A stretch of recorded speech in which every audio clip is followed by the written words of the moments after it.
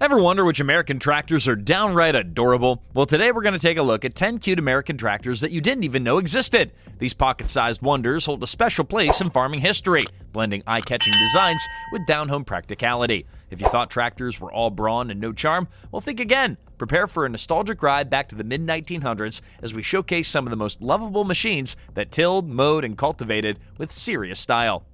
Number 10. The Bolan's Ridemaster. The Bolan's Ridemaster is often credited with helping usher in a new era of comfortable garden work for small landowners. Debuting in 1947, or around there at least, in Port Washington, Wisconsin, this early ride-on garden tractor offered a unique layout with a large pair of drive wheels and a single tail wheel for steering. The design allowed operators to zip around gardens and small fields without the hassle of a typical two-wheeled walk-behind unit. Instead, you could sit comfortably, steering with ease. Compared to bigger farm tractors of the time, the Ridemaster was far more petite and friendly looking, sporting an almost whimsical stance. Its bright metal hood, exposed engine components, and sometimes red or green paint jobs all contributed to its playful appeal. Despite that charm, the Ridemaster was a workhorse under the hood. It featured a sturdy frame and an engine powerful enough for moving, plowing, and other light tasks. For small homesteads and suburban plots, this little machine delivered big results. Now, beyond the cuteness factor, though, the Bolan's Ridemaster proved significant for demonstrating that homeowners desired riding comfort and versatility in a compact package. By blending rider-focused design elements with the functional demands of tilling or cultivation, it paved the way for future garden tractors to focus on ergonomics as much as raw power. Bolan's marketed these machines to those wanting a simpler alternative to large-scale farm equipment, effectively tapping into the post-World War II growth in home gardening. Over time, the Ridemaster's heritage persisted in Bolan's later product lines, influencing an entire generation of handy riding tractors that were meant for folks with green thumbs and an eye for something small yet mighty. Number 9. The Jacobson Chief. Jacobson, founded in Racine, Wisconsin, has a long history of manufacturing lawn care equipment, but many don't realize just how stylish and diminutive some of their vintage models were. Among them, the Jacobson Chief series stood out in the 1960s as a compact garden tractor that brought a delightful spark of color to suburban lawns. Often painted in a bright orange or an orange and white combo, the Chief looked friendly from every angle. These machines were designed to accomplish more than just mowing. Despite their modest footprint, Chiefs could accommodate attachments for tasks like snow blowing and light cultivation. Jacobson's engineers ensured that the Chief could handle small-scale chores reliably, all while maintaining a tidy, polished appearance that contrasted sharply with some of the bulkier farm rigs of the era. This cute factor is precisely why collectors still eye these tractors today, and many remain in good working order, a testament to their solid construction. One of the key historical impacts of the Jacobson Chief series was how it appealed to suburban homeowners emerging in the post-war boom. Not everyone needed a giant row crop tractor for an acre or two of grass, and the Chief perfectly filled that niche. It demonstrated that a tractor could be scaled down, sport a playful color scheme, and still do serious work on the weekends. That approach influenced other garden tractor manufacturers to consider style and user-friendliness as equally important to engine output and hitch design. Its legacy lives on, particularly with hobbyists who restore old Chiefs and display them at tractor shows. Despite being overshadowed by some bigger-name brands, the Jacobson Chief remains a beloved relic of American ingenuity, proving that power, reliability, and a dash of adorableness can all live under the same small hood.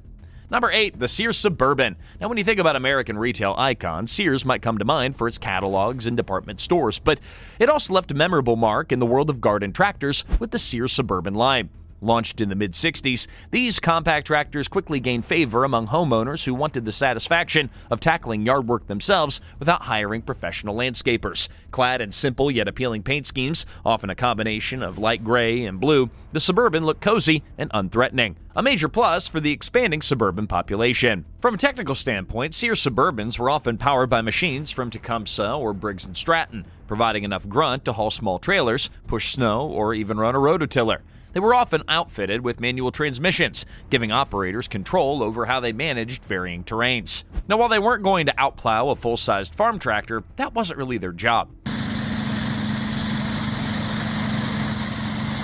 Instead, they excelled as home-use machines that made everyday yard tasks more manageable and fun. Culturally, these tractors played right into the booming suburban lifestyle of mid-century America.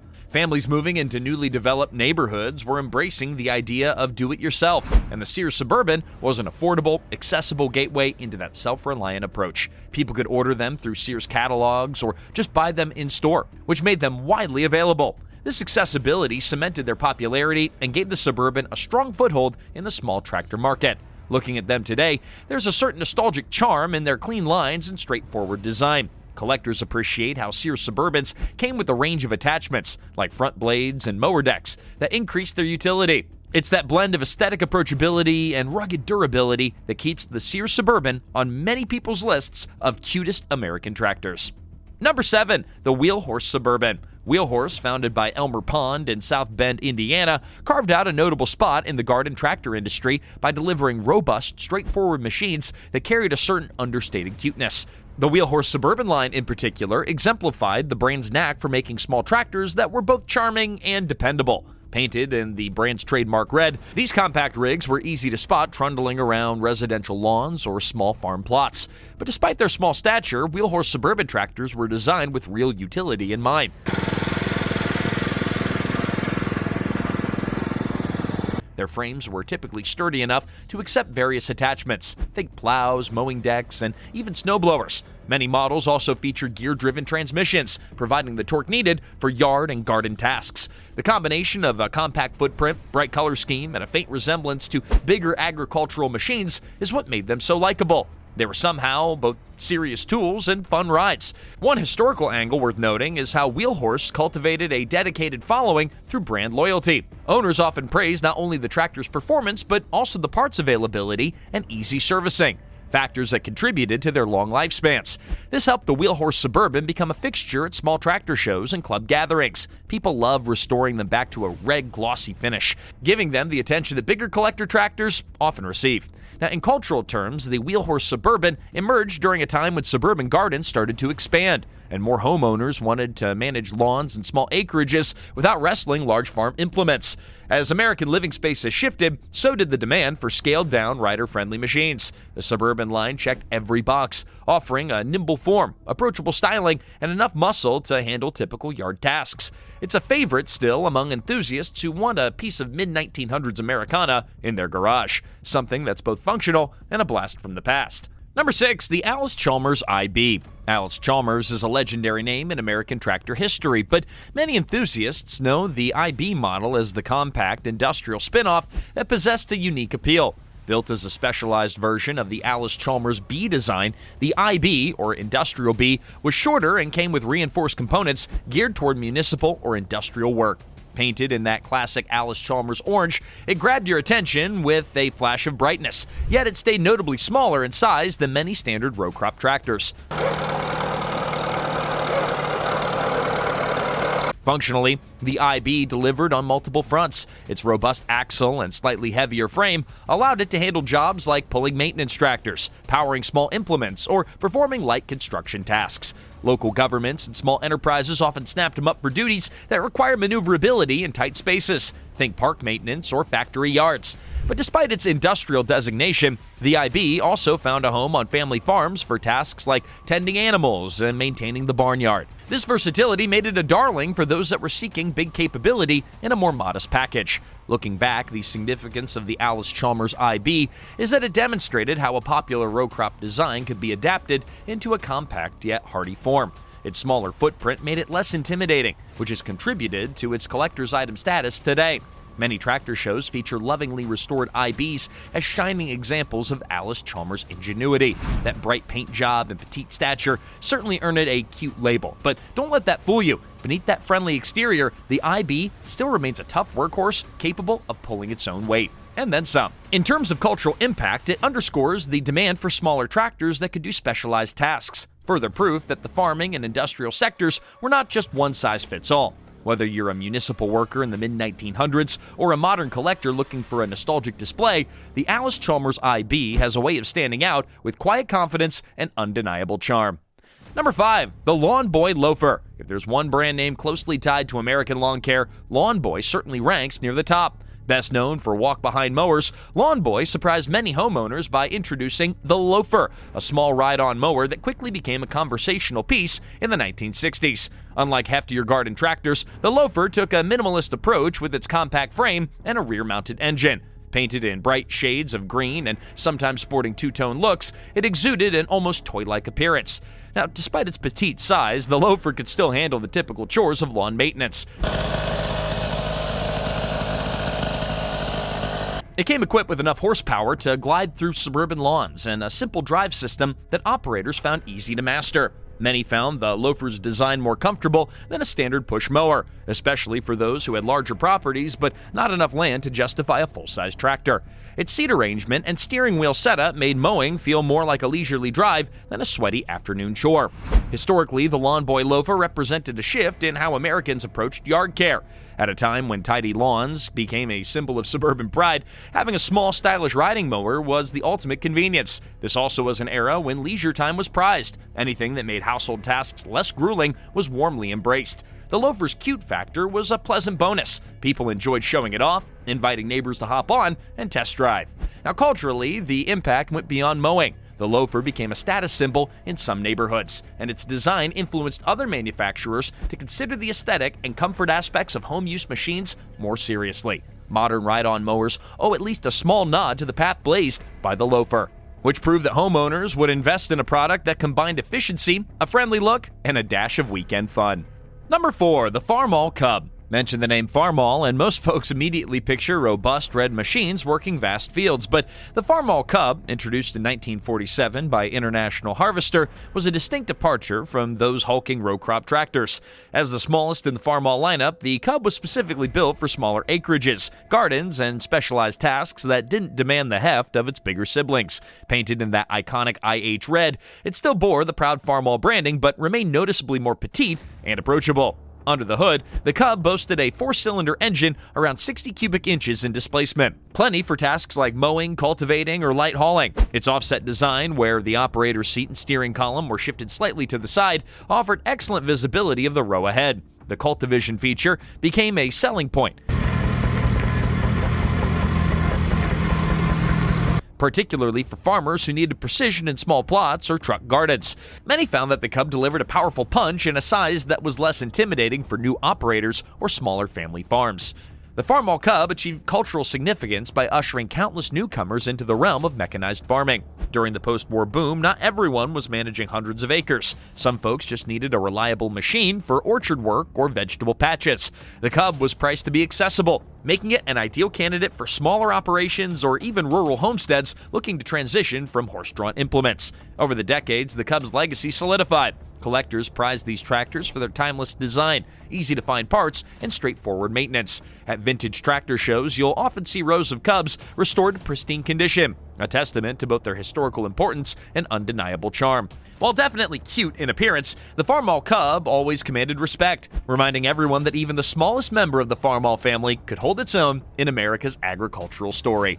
Number 3, the Pennsylvania Panzer. Don't be fooled by the name. This pint-sized garden tractor has nothing to do with tanks, although it did carry a reputation for being as tough on tasks. The Pennsylvania Panzer came from the Pennsylvania-based manufacturers in the mid-1950s and offered a compact front-engine design that was both striking and robust. Painted in bold hues, often red or sometimes silver, the Panzer boasted a boxy, almost playful shape that collectors now find endlessly endearing. From a mechanical standpoint, these were solidly built tractors designed to handle more than just lawn chores. Their frames could support various implements like plow blades, cultivators, even snow throwers. The transmissions typically featured multiple speeds to tackle inclines or tougher ground without straining the engine.